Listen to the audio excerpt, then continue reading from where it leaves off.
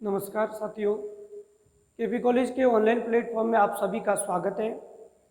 हम बीए द्वितीय वर्ष हिंदी साहित्य की पहला प्रकरण हिंदी भाषा का उद्भव एवं विकास, हिंदी भाषा का उद्भव और एवं विकास को पढ़ रहे थे।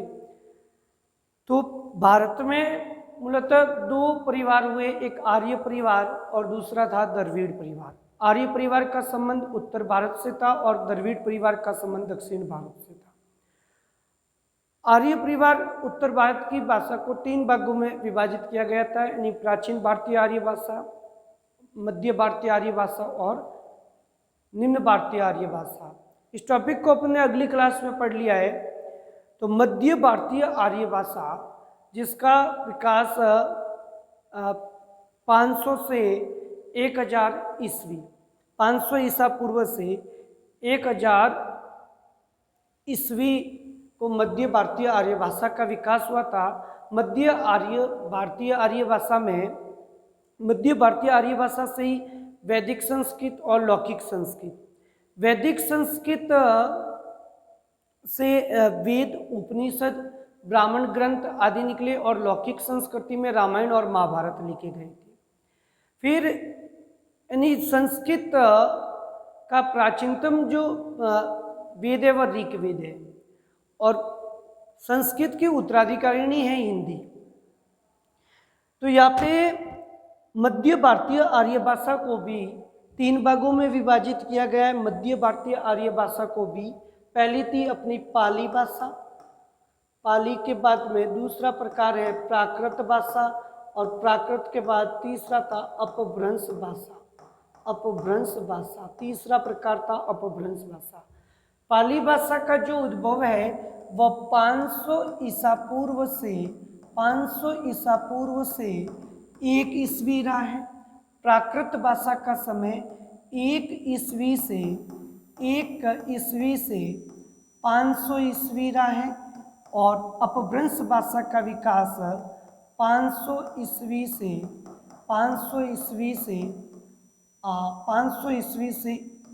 1000।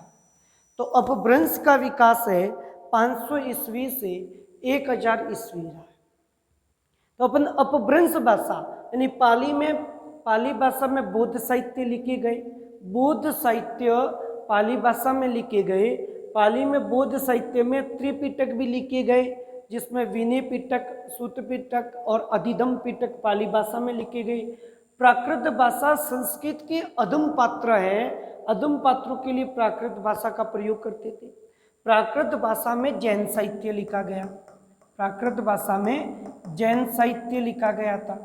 तो जैन साहित्य प्राकृत भाषा में लिखा गया। अपभ्रंश, अपभ्रंश का अर्थ होता है बिगड़ा हुआ या गिरा हुआ, यानी हिंदी का जो बिगड़ा रूप है वह अपभ्रंश कहलाता है। अपभ्रंश से ही हिंदी का उद्भव हुआ है, यानी हिंदी का मूलतः जो उद्भव है वह सूरसैनी अपभ्रंश से हुआ है। सूरसैनी अपभ्रंश से हिंदी का उद्भव हुआ है। तो अपभ्रंश शब्द का अर्थ होता है हिंदी का बिगड़ा हुआ रूप। अपभ्रंश के उद्भव को लेकर उदय नारायण तिवारी, डॉक्टर उदय नारायण तिवारी ने भी अपने ग्रंथ में, उदय नारायण तिवारी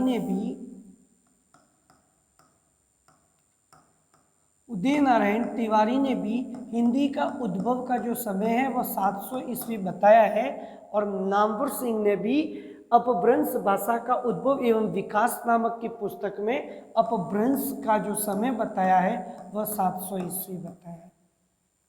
तो अपभ्रंश से हिंदी निकली है, अपभ्रंश से हिंदी का उद्भव हुआ है।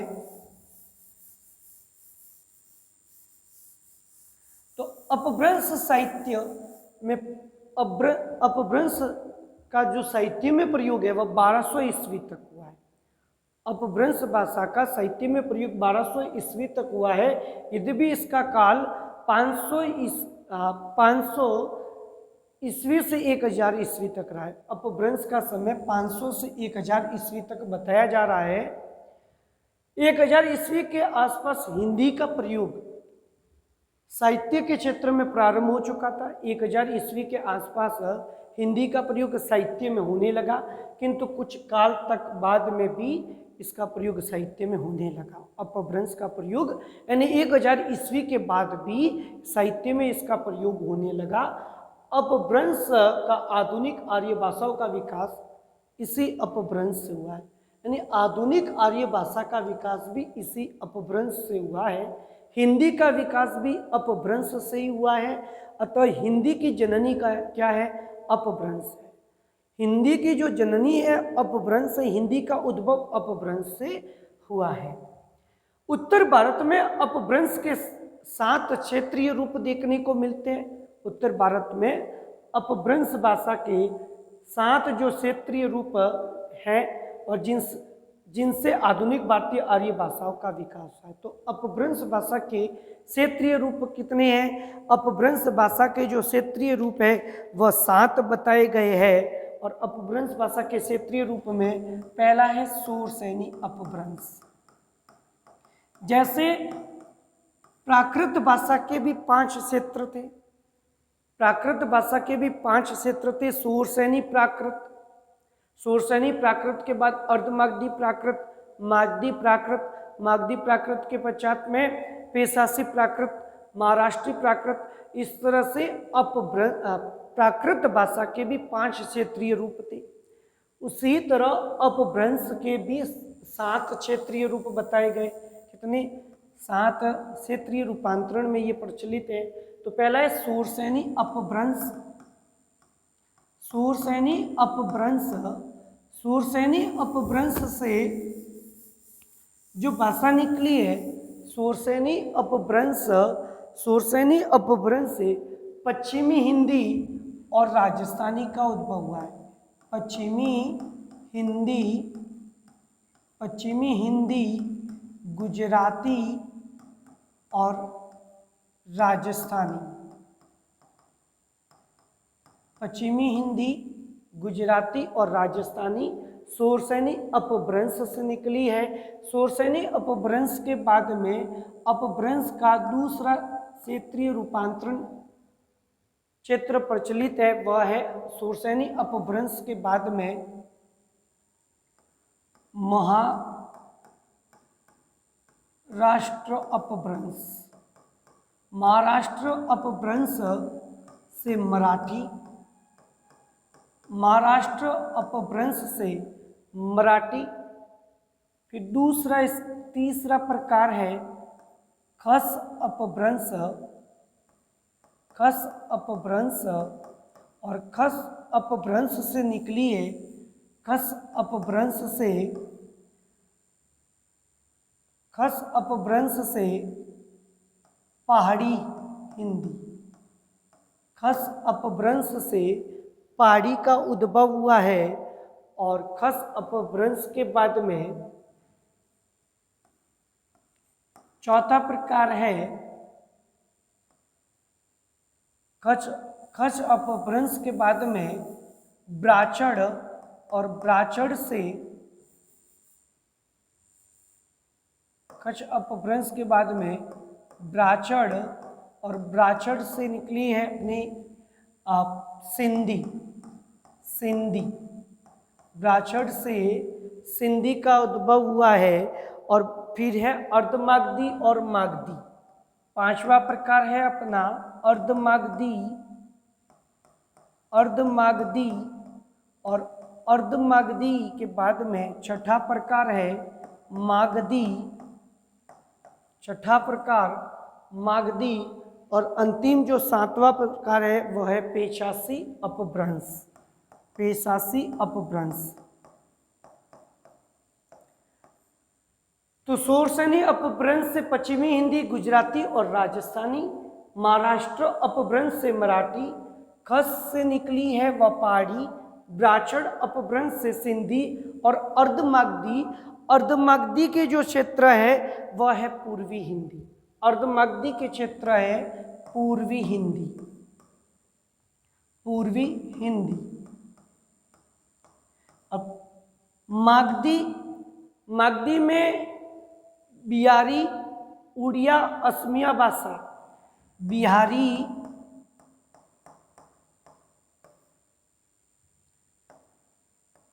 उड़िया, असमिया आदि का जो विकास है, उद्भव है, वह मागधी से हुआ है। और पेशासी जो हिंदी है, पेशासी अपभ्रंश है, पेशासी अपभ्रंश से पंजाबी।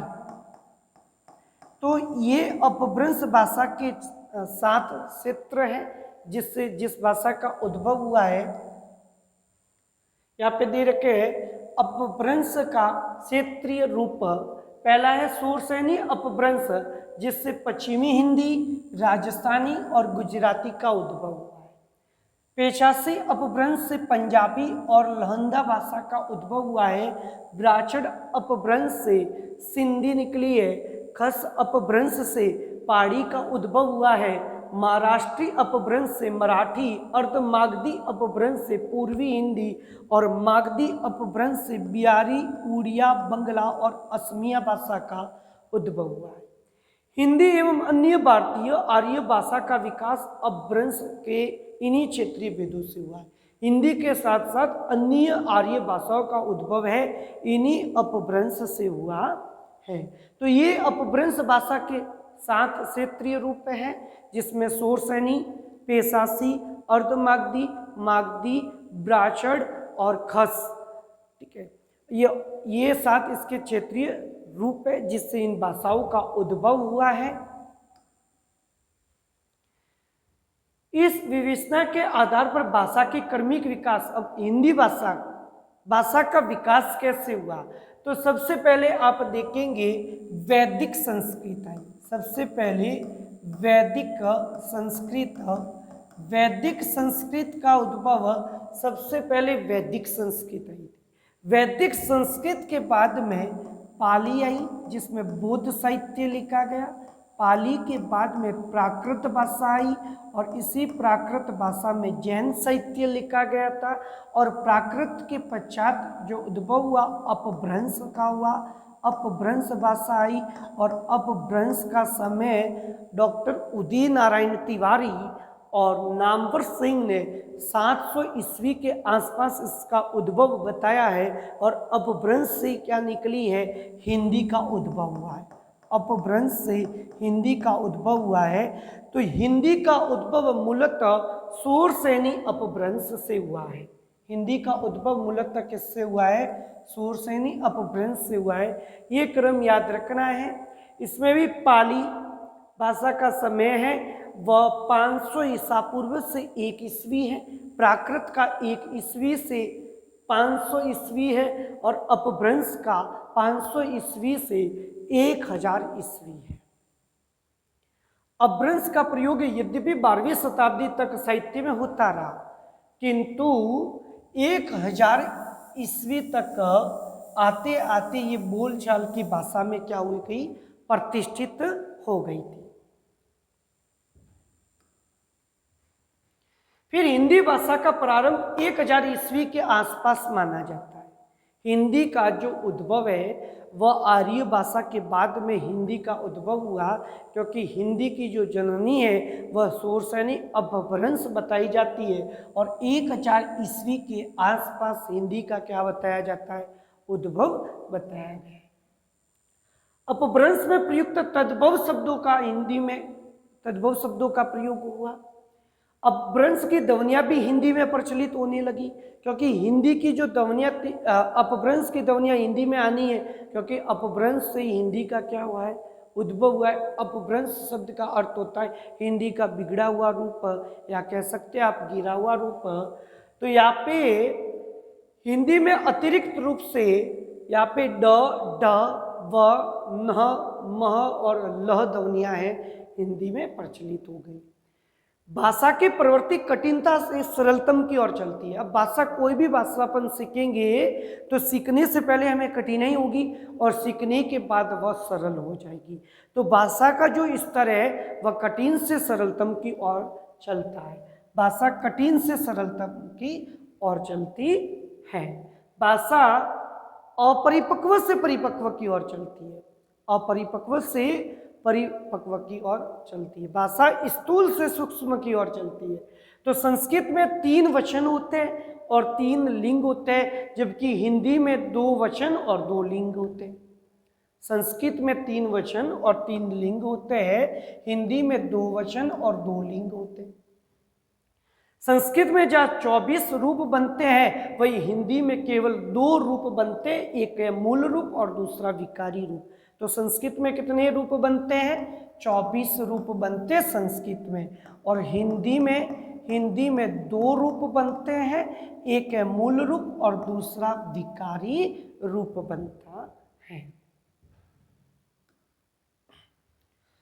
अब सुरसेनी अपभ्रंश उस काल की साहित्यिक भाषा थी।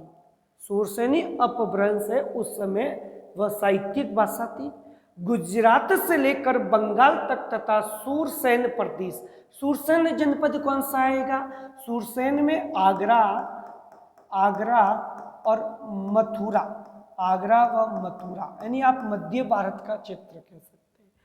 तो ये गुजरात से लेकर बंगाल तक तथा सुरसेन प्रदेश से लेकर बरात तक इसका एक क्षेत्र रूप देखने को मिलता है। हिंदी ने अपभ्रंश की सारी प्रवृत्तियों को अपनाया है। अब हिंदी ने अपभ्रंश की जितनी भी प्रवृत्तियां थी वह अपना ली। संस्कृत पाली प्राकृत संयोगात्मक भाषा है। संस्कृत भाषा पाली भाषा और प्राकृत भाषा संयोगात्मक भाषा है, जबकि अपभ्रंश भाषा वियोगात्मक है। अपभ्रंश भाषा कैसी है?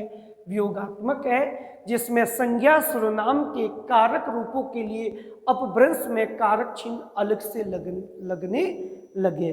तो अपभ्रंश भाषा में कारक चिन्ह है वह अलग से लगने लगते हैं। अब हिंदी भाषा के उद्भव को लेकर हिंदी भाषा के क्षेत्र को 5 भागों में बांटा गया है। हिंदी भाषा के क्षेत्र को कितने भागों में बांटा गया है? 5 भागों में बांटा गया है। तो हिंदी भाषा के क्षेत्र को 5 भागों में विभाजित किया गया है। हिंदी भाषा के क्षेत्र को 5 भागों में विभाजित किया गया है। 5 है पूर्व, पश्चिम, पहाड़ी, बिहारी, बीच में हम, यानी पूर्वी हिंदी, पश्चिमी हिंदी, पहाड़ी हिंदी और बिहारी हिंदी, और बीच में हम यानी राजस्थानी। तो हिंदी भाषा के 5 क्षेत्र है, पूर्व, पश्चिम, पहाड़ी, बिहारी, बीच में हम। तो पूर्वी हिंदी,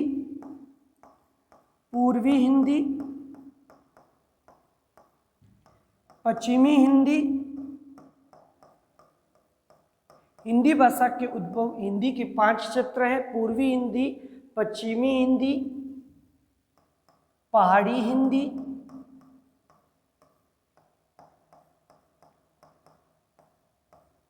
बिहारी हिंदी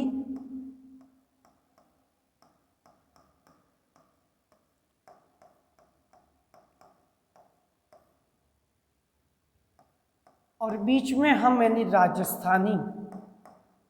तो हिंदी भाषा के क्षेत्र को 5 भागों में विभाजित किया गया है। पूर्व, पश्चिम, पहाड़ी, बिहारी, बीच में हम यानी राजस्थानी। अब इनका उद्भव पूर्वी हिंदी, पश्चिमी हिंदी, राजस्थानी, पहाड़ी हिंदी और बिहारी हिंदी का उद्भव अपभ्रंश से हुआ है। अपभ्रंश के क्षेत्रीय रूप कितने थे? अपभ्रंश भाषा के क्षेत्रीय रूप कितने थे? तो 7 बताए मैंने, 7 रूप बताए, जिसमें मागधी, अर्धमागधी, पेशासी, खस, ब्राह्मण, महाराष्ट्री, ये इसके 7 क्षेत्रीय रूप बताए गए हैं। तो पूर्वी हिंदी, पश्चिमी हिंदी, राजस्थानी, पहाड़ी और बिहारी, इनका जो उद्भव है हिंदी भाषा के 5 क्षेत्र हैं। और 5 क्षेत्रों का उद्भव कहाँ से हुआ है? तो देखिए, पूर्व, पश्चिम, पहाड़ी, बिहारी, बीच में हम, अर्धमागधी, मागधी, बाकी सब सोर्स हैं। तो पूर्वी हिंदी का उद्भव अर्धमागधी से हुआ है। अर्धमागधी,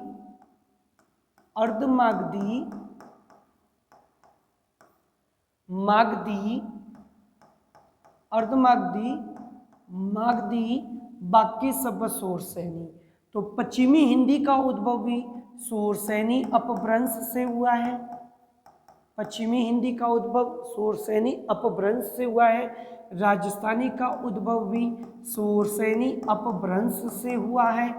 पहाड़ी हिंदी का उद्भव भी सुरसैनी अपभ्रंश से हुआ है, सुरसैनी अपभ्रंश से हुआ है। और बिहारी हिंदी का उद्भव भी मागधी अपभ्रंश से हुआ है। तो हिंदी भाषा के 5 क्षेत्र है, पूर्व पश्चिम, पहाड़ी, बिहारी, बीच में हम अर्धमागधी, मागधी, बाकी सब सुरसैनी। जैसे पहाड़ी हिंदी का उद्भव तो सुरसैनी अपभ्रंश से हुआ है। अब पूर्वी हिंदी के अंतर्गत कौन कौन से क्षेत्र आते हैं? तो पूर्वी हिंदी के अंतर्गत अवधी, बघेली, अवधी, बघेली व छत्तीसगढ़ी,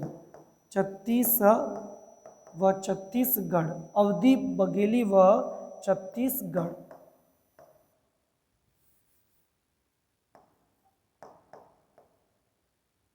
अवधी, बघेली व छत्तीसगढ़।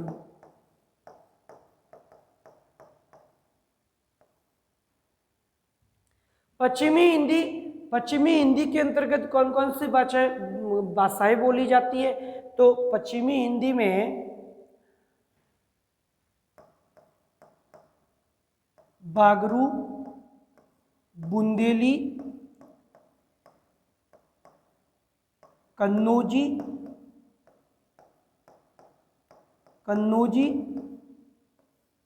ब्रज भाषा, ब्रज और खड़ी बोली, ब्रज और खड़ी बोली। तो पश्चिमी हिंदी में बागरू, बुंदेली, कन्नौजी, ब्रज और खड़ी बोली बोली जाती है। राजस्थानी का उद्भव सुरसैनी अपभ्रंश से हुआ है और राजस्थानी भाषा के जो क्षेत्र है, राजस्थानी के जो क्षेत्र है मामा मीज, जिसमें मामा मीज मारवाड़ी, मालवी,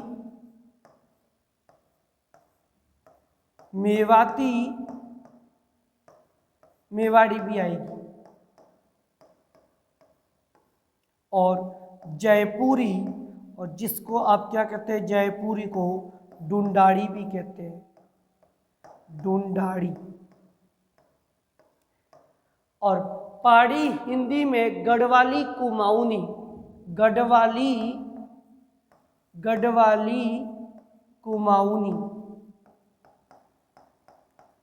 कुमाऊनी। और बिहारी हिंदी में मगही, मैथिली, भोजपुरी, मगही,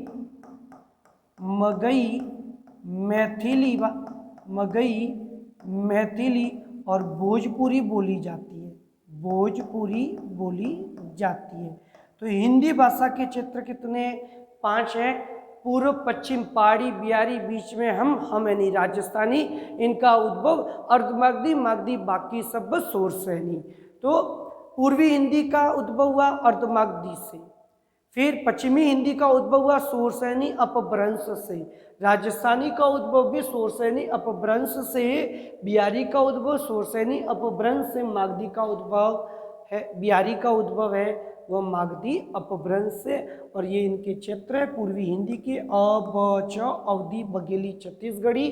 पश्चिमी हिंदी के क्षेत्र बाबू का ब्रज खड़ी, बागरू, बुंदेली, कन्नौजी, ब्रज और खड़ी बोली। राजस्थानी में मामा मीज, जिसमें मारवाड़ी, मालवी, मेवाड़ी, जयपुरी। और पहाड़ी हिंदी के अंतर्गत गढ़वाली, कुमाऊनी, बिहारी में मगही, मैथिली और भोजपुरी भाषा बोली जाती है। इससे आगे अगली क्लास में पढ़ेंगे। धन्यवाद।